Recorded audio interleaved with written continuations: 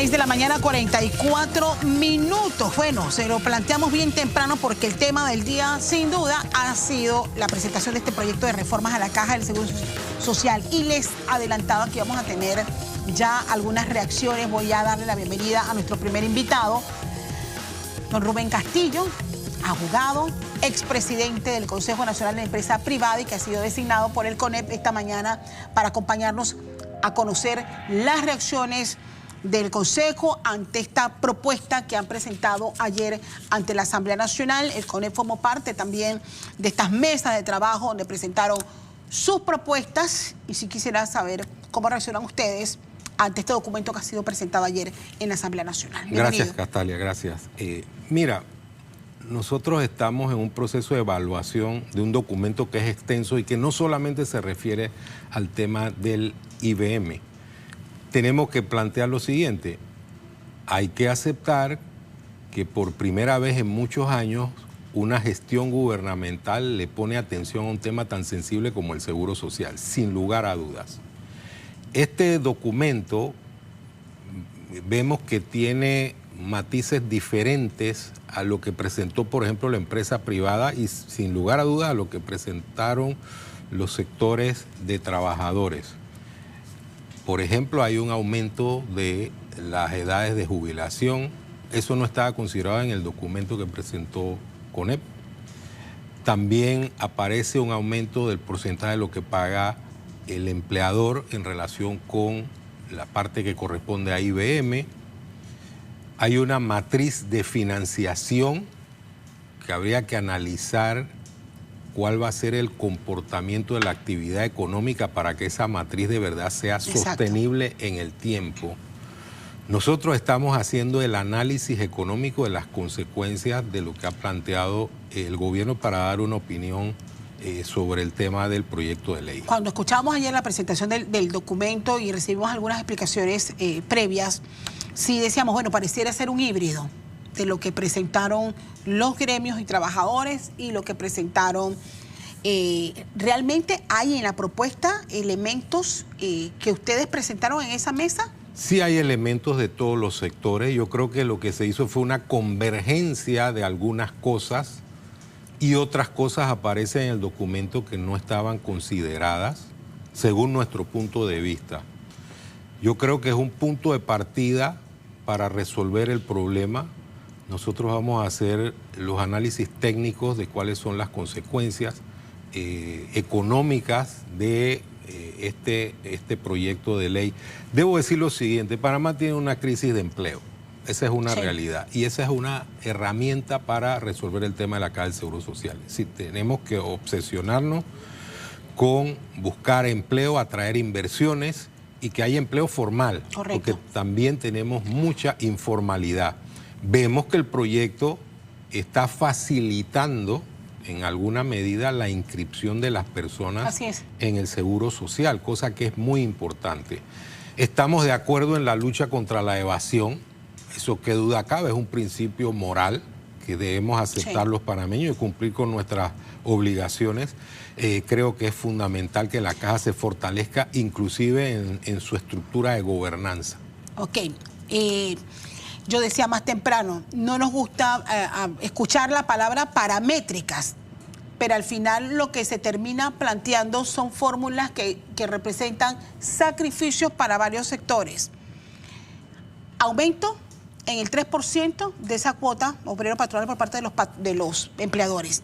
Aumento de la edad de jubilación para los que al momento de la aplicación de la norma no les falten 7 años o menos para jubilarse, esos quedan igual. Pero los que ingresan al nuevo sistema son 60 años las mujeres y 65 años los varones. Y el aporte que tiene que hacer el Estado, que hay un cálculo de 1.100 y tantos millones de dólares, que la pregunta es ¿de dónde salen los dineros? Alguna explicación se daba ayer de que se va a replantear la fórmula de cobro de impuestos, que no va a haber aumento de los impuestos, pero sí ser más eficientes en los sistemas de cobro de impuestos y combatir la evasión que hay y que según los cálculos representan 1.500 millones de dólares al año en evasión. Pero ¿cómo se garantizan esos 1.100 y tantos millones a partir de la entrada en vigencia de esa norma, señor Castillo? Vamos a ver, primero debo precisar algo. Cuando se habla del 3%... ¿Y cómo le impacta a ustedes? ¿Van a empezar a hacer el cálculo? Al final, ese 3% corresponde al 70% de lo que el empleador debe pagar en concepto de IBM. Esa es una realidad aritmética a prueba de balas. El tema de la financiación de todo este proceso de reflotar el programa de invalidez, vejez y muerte depende de muchas cosas. Poner en orden nuestras finanzas públicas como país. En segundo lugar, cumplir con nuestras obligaciones y además que el Estado asuma un papel diferente. Necesitamos un Estado austero, verdaderamente austero. Necesitamos que la política tenga otro aliento, no el aliento populista y clientelar. Y necesitamos que el Seguro Social ponga en el centro de todas las cosas al ser humano. Yo creo que esa es la base fundamental para progresar. Cuando se habla del tema de aportes del canal, que creo que se habla de 300 millones, tenemos que ver cómo va a ser esa operación matemática. Recordemos que el país, el Estado panameño otorga subsidios que van más o menos correlativos a lo que aporta el canal. Es casi igual. Entonces esos 300 millones se los tendríamos que sustraer a alguno de estos subsidios que otorga el Estado panameño. Cuando hablamos de Estado, que el Estado va a pagar, ese es un juego de palabras. El Estado somos todos. Así es. Entonces, ese Estado o la administración debe lograr que sea tan eficiente que pueda cobrar adecuadamente los impuestos, que pueda además facilitar las inversiones y que aparte de eso establezca un nuevo paradigma de gobernanza. Esos son los fundamentos para que el país crezca económicamente y podamos resolver el tema de la caja de seguro social. Hasta este momento, señor Castillo, es pregunta obligada. ¿No vemos aún suficientes sacrificios por parte del Estado? Bueno, del gobierno. Por parte del gobierno. Porque por una parte, hizo que plantearlo así. Se está pidiendo sacrificio a todos los sectores. Pero la gente no ve sacrificios en nuestro sistema de gobierno. Tenemos gastos altísimos, tenemos salarios altísimos, sin ningún tipo de clasificación por mérito. Todavía tenemos beneficios a sectores que no están rindiendo, no están reembolsando al país los dineros que deberíamos recibir producto de los beneficios que ellos han recibido por años. Bueno, mira lo siguiente. A propósito de la discusión del presupuesto, que fue una discusión accidentada, el ministro de Economía ha dejado una serie de frases muy interesantes. Él manda un mensaje de que es importante que hagamos un acto de fe en cuanto al manejo correcto de las finanzas públicas. Es decir, que actuemos con pulcritud, que utilicemos las finanzas públicas pensando en el futuro del Estado, en el futuro de los panameños y no en la realidad política. Al final salió un presupuesto que no era el que todos esperábamos. Sin embargo, ahí hay una serie de elementos que hay que revisar. Leyes especiales, una serie de cosas que están escritas y que no se pueden cambiar a menos que haya una voluntad política. Todo el mundo me preguntaba ayer qué va a pasar con las leyes especiales. Ojalá nosotros examinemos racionalmente todo el elenco de normas que hacen que se tenga un presupuesto abultado. Si eso es soportable para la estabilidad económica del país y si es conveniente para su desarrollo. Y ojo, estamos hablando de las leyes especiales y no sustraigo subsidios y además de eso estímulos que se dan sin a veces examinar los beneficios que tiene el Estado de esos estímulos. Nosotros no podemos seguir con un Estado clientelar o una economía de amiguetes. Por ejemplo, cuando hablamos de examinar la eficacia de las instituciones, tenemos que lograr que no haya duplicidades. Todavía existen duplicidades, instituciones que hacen lo mismo. Todo ese examen que tiene que desembocar en una reforma profunda del Estado tiene que hacerse. Eso lo ha planteado con claridad el ministro de Economía y ha dicho que corresponde a la política del presidente Mulino y esperemos que sea así.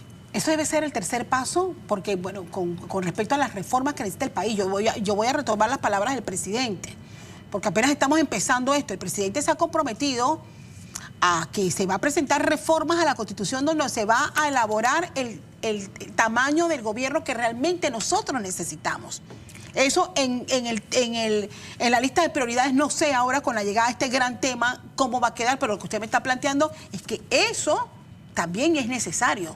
Claro que es necesario. Nosotros necesitamos un diseño de administración pública que promueva la eficiencia y el desarrollo nacional. Nosotros necesitamos adelgazar el Estado. Tenemos un Estado obeso y ese Estado obeso no corresponde a las necesidades de la sociedad. Promover un Estado en el cual haya instituciones fuertes, que se respete la ley, que la ley se aplique sin dobleces, no importa quién sea la persona a la cual se le va a aplicar. Promover que las personas cumplan la ley y que el Estado las haga cumplir. Yo creo que eso es fundamental. Miren este proceso de debate. A propósito de este debate, nosotros no creemos en la llamada anarcoprotesta, es decir, la protesta que desborda los contornos de la democracia. Esa protesta. Ya hay protesta. Sí, inmediatamente. O sea, ayer yo creo que no se había ni terminado de presentar el proyecto cuando ya había protesta. Yo creo que en democracia es aceptable la protesta, es una parte esencial del desarrollo de la convivencia democrática.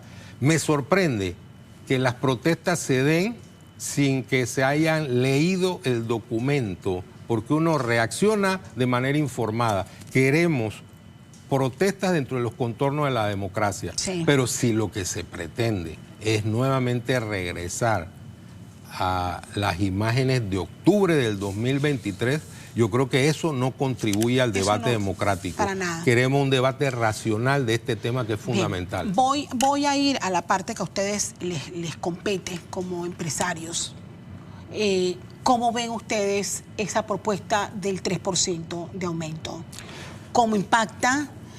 ¿Cómo afecta? Y usted sabe perfectamente que con estas nuevas fórmulas que voy a explicarle, para los que actualmente están en el sistema mixto se propone un cambio significativo, aumentar el reconocimiento de sus aportes a un 15% de su salario en lugar del 10% que se aplica actualmente.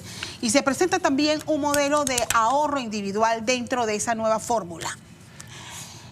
La gente dice inmediatamente, ¿yo qué voy a ahorrar si los salarios aquí en Panamá no son cónsonos con la realidad? Y va a venir obligatoriamente ese otro gran debate. Revisión de los salarios y salarios más justos para que al final esa ecuación me dé como resultado una jubilación digna. Bueno, o sea, nosotros, Castalia, tenemos que buscar que la economía panameña sea más productiva. En la medida en que sea más productiva, que se diversifique aún más, nosotros vamos a lograr que haya un aumento de la calidad de vida del panameño. Otro elemento, cuando vamos a examinar modelos de financiación del programa Invalidez, Vejez y Muerte, por ejemplo, Noruega tiene un fondo soberano que se alimenta de sus recursos naturales. Los réditos del petróleo, los excedentes, van a ese fondo soberano y eso alimenta para darle estabilidad al fondo de pensiones. ¿Eso será posible en Panamá? Abrir ese debate sobre el uso de nuestros recursos para alimentar ese fondo de pensiones. Lo otro, lo que plantea la ley, lo que hemos visto en forma general, es que la cuenta individual con un nombre y apellido se subsume en un concepto mucho más abarcador. Entonces, esos temas hay que analizarlos. Esto no se puede analizar sin ver el comportamiento de la economía en global. Sí. Nosotros no creemos que uno pueda decir, resolví el tema de la Caja del Seguro Social, pero estoy moroso en el tema de promover empleo, de desarrollo de políticas productivas. Allí vamos, sí o sí necesitamos generar más empleos. Y necesitamos ser más productivos y establecer un parámetro de competitividad. Panamá no está solo en el mundo. O sea, nosotros cuando analizamos, por ejemplo, el sector logístico, el sector que es donde tenemos una fortaleza. Nos damos cuenta que hay muchos países que están compitiendo con nosotros. Entonces, al final, tenemos que hacer un esfuerzo para construir puntos de convergencia en temas nacionales. Si nosotros anarquizamos el debate y nos vamos por el camino del no porque no vamos a llegar a construir un país diferente. Creo que el panorama está claro, creo que lo han dicho claro, y yo de verdad que es preocupante el saber que ya a partir del próximo año, si no buscamos una solución, nuestros jubilados no van a poder cobrar la totalidad de sus jubilaciones. Esos son números claros que han presentado incluso en la sustentación de ese proyecto en el día de ayer. El tema, Castalia, también es que debemos aprender de los errores. Durante muchos años mantuvimos este debate en la oscuridad. Pero se ha manejado políticamente los intentos que se han hecho en el pasado. Sí, pero en el pasado casi que no hubo intentos. Estamos hablando desde la administración del presidente Torrijos hasta ahora, no hubo ningún intento. Los intentos eran para que no pasara nada, y eso no es conveniente. Yo lo último que quiero decir es que, repito, creo que es un punto de partida y que este debate debe ser racional, se debe despolitizar y desideologizar. Voy a abrir un paréntesis porque todavía no lo despido, don Rubén, porque quiero preguntarle ahora más adelante sobre la caja de seguro social que tenemos hoy y cómo deben administrar ahora nuestros fondos con ese cambio de modelo si es que se apruebe en la Asamblea. Pero, ¿qué esperan los panameños al final, pero sobre todo los asegurados, este debate de reformas a la caja del seguro social que ahora está del lado de la Asamblea? Darío Fernández de muy temprano ha conversado con varios panameños. Darío, ¿qué te dice la gente en la calle sobre esta propuesta y todas las expectativas que ha generado? Así es, Castalia, y lo primero es que no todos los panameños están totalmente claros sobre estas reformas que se están proponiendo en la Asamblea Nacional, quienes ahora entonces deben de llevar este debate. No todos están claros, sobre todo por el tema del retiro voluntario y algunas otras flexibilidades que tendría entonces este sistema de jubilaciones y pensiones a través de la caja del Seguro Social. Pero sí coinciden en algo, en que debe ser un debate honesto y transparente, en el que también se le dé voz a los panameños para que puedan emitir sus comentarios sobre todas estas reformas que se están planteando, no solo para salvar la caja del Seguro Social y también las jubilaciones o pensiones, sino para que mejore el servicio. Hay quienes se preguntan en dónde están las propuestas para que, por ejemplo, la atención en un centro hospitalario de la caja del Seguro Social sea expedita, sea adecuada, de calidad, con un trato humano. Escuchemos. Yo pienso que todavía hay más cosas que explicar, porque por lo menos en mi caso pues no tengo todo claro. Y hasta donde tengo entendido, por lo poco que pude ver, pues hay otros planes o proyectos que se podían implementar que podían dejar por fuera ese tema. Los trabajadores y los sindicatos no sé cómo funcionan estas cosas. Así que sería bueno que se le diera como más explicación, porque eso como que salió así, a mi juicio salió como sin explicaciones a la gente, por decirlo, al pueblo. Y difícilmente, igual que yo, pues no conocemos a fondo todas las cosas. Creo que están haciendo algo mal, porque hay unos que pagan seguro y otros no, y eso es lo que tienen que ver el gobierno. ¿Quiénes son los que no están pagando seguro y quiénes son las empresas que no están pagando seguro? Para ver si podemos solucionar esto, porque... Y precisamente una de las preocupaciones de los panameños cotizantes con los que hemos conversado esta mañana es que el debate se quede ahora en la Asamblea y que no avance por dimes que diretes, por protestas o algunas otras cosas que desde el punto de vista de algunos panameños son estériles y que podrían hacer que esta sea otro de esos intentos fallidos por rescatar no solo las jubilaciones y pensiones, sino también por mejorar el servicio. Lo reiteramos, muchos se preguntan dónde quedaron las propuestas para que siempre haya medicinas, para que siempre haya especialistas y para que no hagan filas por gustos y al final del día se vayan sin tan siquiera tener un diagnóstico de su enfermedad cuando acuden a un centro hospitalario. Darío Fernández Guerra, TVN Noticias.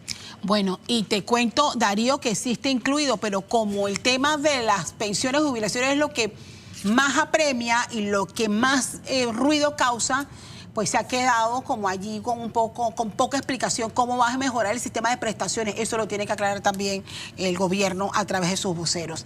Regreso con mi invitado ya para finalizar. Mira la expectativa que tiene la gente. Y yo le comentaba a don Rubén que al final, el modelo que definamos, al final, ¿en qué termina? En un nuevo sistema donde miles de cotizantes tendrán que seguir haciendo aportes millonarios para garantizar sus jubilaciones.